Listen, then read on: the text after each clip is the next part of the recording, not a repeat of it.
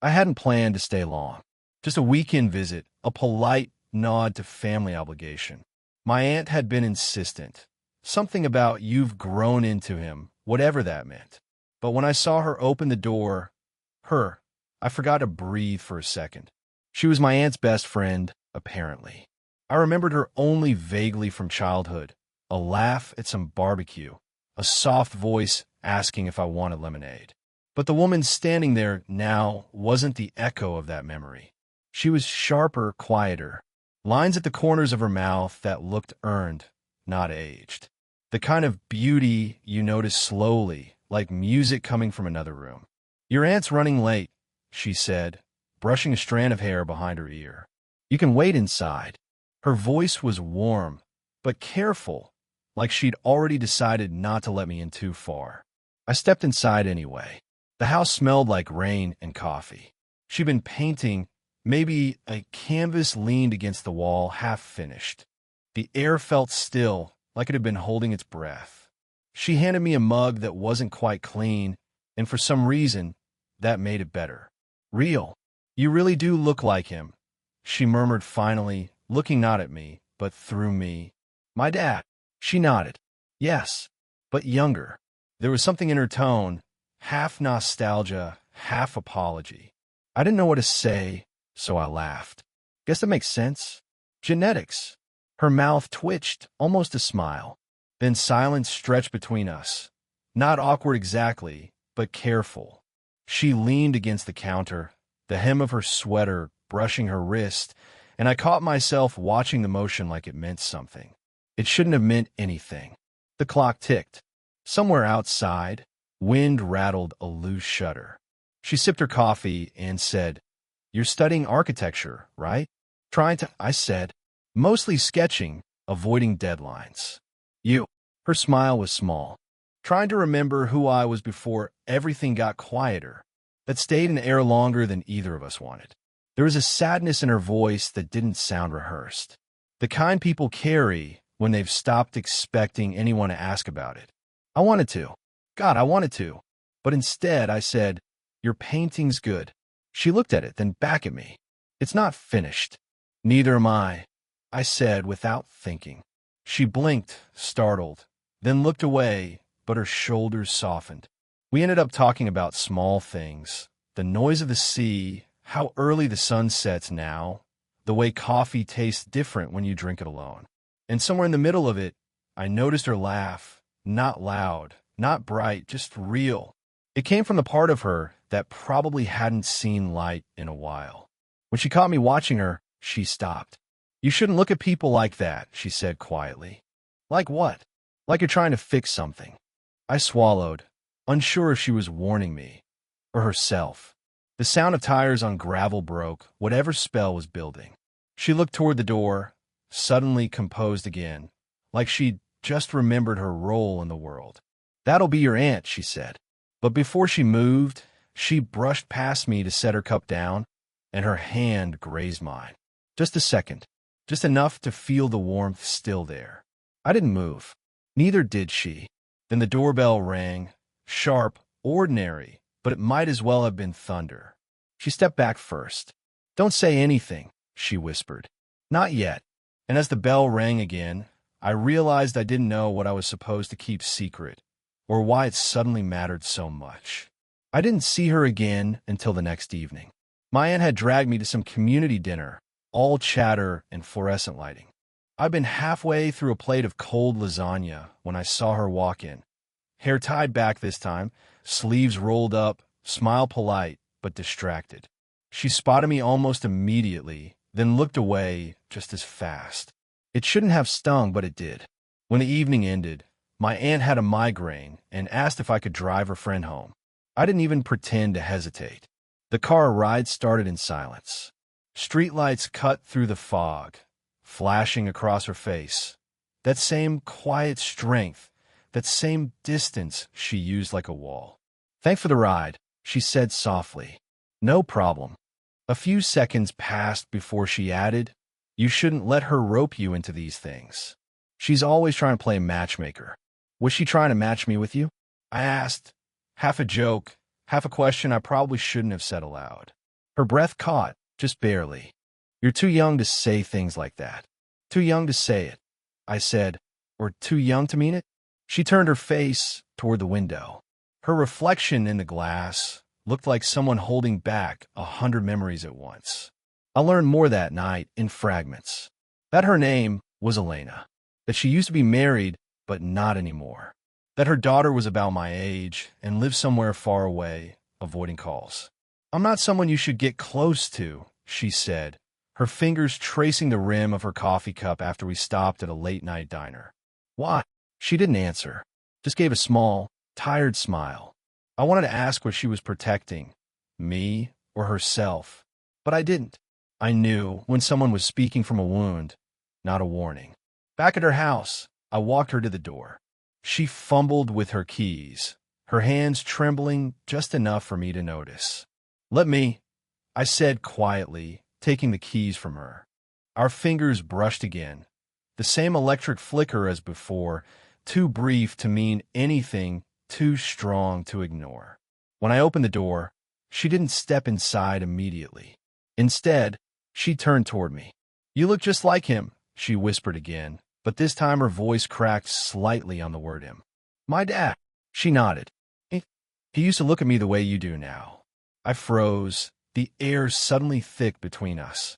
For a heartbeat, neither of us moved. Her eyes flickered down to my mouth, then away, fast, ashamed, like she'd accidentally confessed something she couldn't take back. Elena, don't, she said, barely audible. Please don't make this real. Then she stepped inside and closed the door, slowly, not slamming it like part of her wanted me to stop her. I didn't knock. I just stood there, hand still on the doorframe, realizing that every second I spent near her made it harder to remember why I shouldn't. The next morning, I told myself I wouldn't go back. I even started packing my bag, threw a shirt in, then another. But by noon, I was standing on her porch again, pretending I'd come to return the thermos I'd accidentally taken. She opened the door with paint on her fingers and surprise in her eyes. You really could have waited until your aunt got home. I know, I said, but I didn't want to. Her lips parted, but no words came. The silence between us stretched until the wind filled it, the faint smell of sea salt drifting through. Then she stepped aside. Fine. 5 minutes. The painting was done now. A stormy coastline, brushstrokes thick and restless. It's beautiful, I said. She gave a small laugh. It's a mess. Like everything else. You don't see what I see. I told her, and for a second, her guard slipped. Something flickered in her eyes, recognition or fear, I couldn't tell. She turned away, wiping her hands on a rag. You shouldn't keep coming here. People talk. Whose people? My sister. Your aunt. Everyone. I wanted to ask why it mattered, why it felt like something to hide, but before I could, her phone buzzed on the counter. The name on the screen froze her. Michael. She didn't answer, but her hand trembled. Your ex. I asked quietly. Her silence was enough. When she finally met my eyes, there was a look that said this is why you shouldn't be here. We ended up sitting across from each other, saying nothing. The clock ticked. The air felt too warm. I'm sorry, she said at last. You remind me of time I'm not supposed to miss. You don't have to be sorry for that. Her eyes lifted, tired, beautiful, dangerous. You don't understand what you're doing. I think I do. She stood up suddenly. Then you need to stop. I stood too, close enough to see the tiny scar on her jawline, the one she always tried to hide with her hair. Elena, I said, my voice low. You keep saying that, but you never tell me to go. Her breath hitched. I could feel her heartbeat in the space between us. I can't, she whispered. That's the problem. Her hand brushed mine again, not accidental this time, just long enough to make everything else disappear. And then, the sound of a car door slamming outside. We jumped apart. She moved to the window and froze. Your aunt, she said. She wasn't supposed to be home yet. Panic flickered in her expression, but underneath it, something else. I'll go out the back, I said quickly. She caught my wrist before I turned. Wait. Her fingers tightened just once, a silent plea, a confession wrapped in touch. Promise me, she whispered. Whatever this is, don't let it ruin you. Before I could answer, her hand slipped away, and I was already out the door, heart hammering, knowing it was already too late for that. For 3 days, I didn't see her.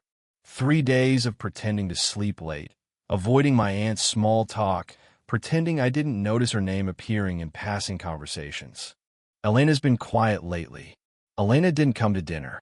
Every mention was a small cut I deserved.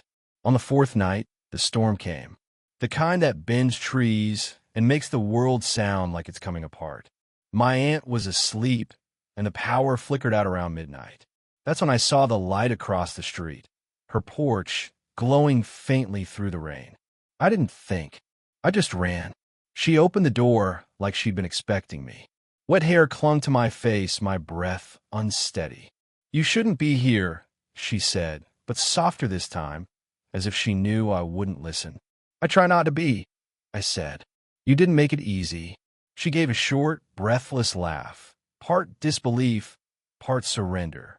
"You're just a boy who thinks I'm not," I said, cutting her off. "Not when I'm with you." Her lips parted, but no words came. Lightning flared outside, lighting her face. Every doubt, every longing line visible for just a second before the dark took it back. She turned away, gripping the edge of the counter. "You think this is romantic, don't you? You think you're saving me from something." "No," I said, stepping closer. "I think you already saved me." Her shoulders stiffened. "Don't say things like that." "Then tell me to stop." She didn't. Her hands trembled against the countertop, knuckles pale. "You don't understand what this would cost." "Then explain it to me." She spun around, eyes blazing. Fear and desire tangled so tightly they were indistinguishable. "You're my best friend's nephew," she said. "Do you have any idea how this would look? To her? To everyone? I don't care how it looks." "Well, I do." Her voice cracked, echoing off the walls. "Because I've spent years trying to do the right thing. And the one person who makes me feel again is the one person I'm supposed to stay away from." Her voice broke on feel. The sound of it made my chest ache. I stepped forward. She didn't move. I could smell the faint trace of turpentine and rain on her skin. "Elena, you whispered. You're shaking. So are you." For a long, electric moment, neither of us moved. The distance between us was small enough for me to feel the heat radiating off her.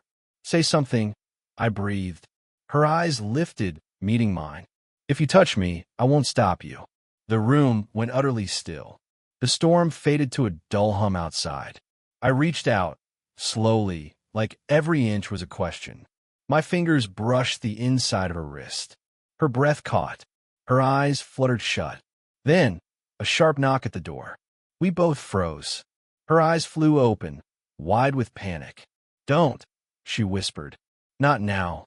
The knocking came again, louder, insistent. And in that heartbeat between sound and silence, I realized whoever stood outside might change everything. The knock didn't stop. It came again, harder this time. Elena's eyes darted to me, then the door. "Go," she whispered, almost panicked. "Who is it?" I asked, but her silence was answer enough. When the voice finally came through the rain, my stomach dropped. "Elena? It's me. Open up." "My aunt." Elena's face went pale. "Please," she said under her breath, "just go to the kitchen. Don't make a sound." I wanted to ask why, but the look in her eyes was a command, not a request. I slipped behind the archway as she opened the door. Her tone when she greeted my aunt was different, higher, lighter, rehearsed. "You're drenched. What are you doing out here?" I was worried. The storm, the blackout, and you weren't answering your phone. I could hear the sound of wet shoes on the floor, the shuffle of coats. I tried not to move, but my pulse was so loud I was sure they'd both hear it. Then came the words that stopped me cold. "I didn't come just to check on you," my aunt said softly. "I need to talk about him." Elena's reply was careful. "Your nephew?" "Yes. I think he has feelings for you." The silence that followed was long enough to hurt. Elena exhaled slowly. "That's ridiculous." "Is it?" my aunt said. "Because I saw the way he looked at you last weekend. and I saw the way you looked back. My throat tightened. Every instinct told me to step out, to defend her, to say something, anything, but I couldn't. I was rooted in place, hearing my own life unravel one word at a time. Then came the twist I didn't expect. Your sister told me, my aunt went on, about the affair. Years ago, with my brother. The words hit like a thunderclap. Elena's voice faltered. That's not. She said you ended it before his accident. That you promised never to see him again. A pause. The rain filled the silence, a steady, merciless rhythm. Elena finally spoke, quiet, defeated. I did. My heart lurched. I stepped out before I even realized I'd moved. My aunt's head snapped toward me, shock twisting her expression. You were here, she said, voice sharp with betrayal. I heard everything, I said. My voice came out rough, uneven. You're saying she loved my father. Elena turned toward me, eyes wide, wet with something between guilt and sorrow. It was before you were born. I didn't know you'd look so much like him. You should have told me, I said, my voice breaking. I couldn't, she whispered. Because the moment you walked through that door, I knew it would happen again. My aunt looked between us, stunned, horrified, as the truth settled in the air like smoke. Whatever this is, she said finally, it ends tonight. But as the lightning flashed outside, I saw Elena's hand tighten around the edge of the counter, like she already knew it wouldn't. After my aunt stormed out, the house felt hollow, her perfume lingering, the storm's echo fading. Elena stood by the counter, her breathing uneven. Neither of us moved. The truth hung between us like a bruise, dark, tender, impossible to ignore. I wanted to hate her for it. I wanted to make it simple. But nothing about her ever was. You should go, she said finally. Her voice was steady now, too steady. This has gone too far. Then why are you still looking at me like that? She shut her eyes, shaking her head. Because you remind me of everything I buried, everything I thought I could forget. You loved him, I said, and you still came back here. You knew I'd be here. Her eyes opened, sharp, wet, alive. Do you think I wanted this? Do you think I planned to lose myself twice? The room trembled with silence. I took a step closer. You didn't lose yourself, I said quietly. You found something real. So did I. Her voice dropped to a whisper. You don't even know who you're loving. Maybe I do, I said. Maybe I'm the only one who does. Her eyes flickered. Pain, longing, fear, all crashing together like waves breaking too close to shore. Stop, she said, her voice cracking. You're making it harder. I'm not leaving you, I whispered. Not like he did. She flinched, her jaw tightening. Don't say that. I reached out, not to pull her closer, but to anchor her in place. My fingers brushed her wrist again, that same pulse between us. Her breath hitched, and for the first time, she didn't pull away. You're not him, she said softly, but you're everything I loved about him, before the lies, before it fell apart. Then let me be what he couldn't, I said. She looked up at me, tears pooling, her voice barely audible. You're too young to ruin your life for a woman who's already ruined hers. I don't care about ruin, I said. I care about you. Lightning lit the room, bright enough to show everything. Her trembling lip, the streak of paint on her wrist, the way she was still fighting herself. And then, finally she stopped fighting. She stepped forward. The air between us broke. Her forehead touched mine. No words, no breath, just that fragile contact, the quiet surrender neither of us could admit to. For a second, everything stopped. The rain, the world, the guilt.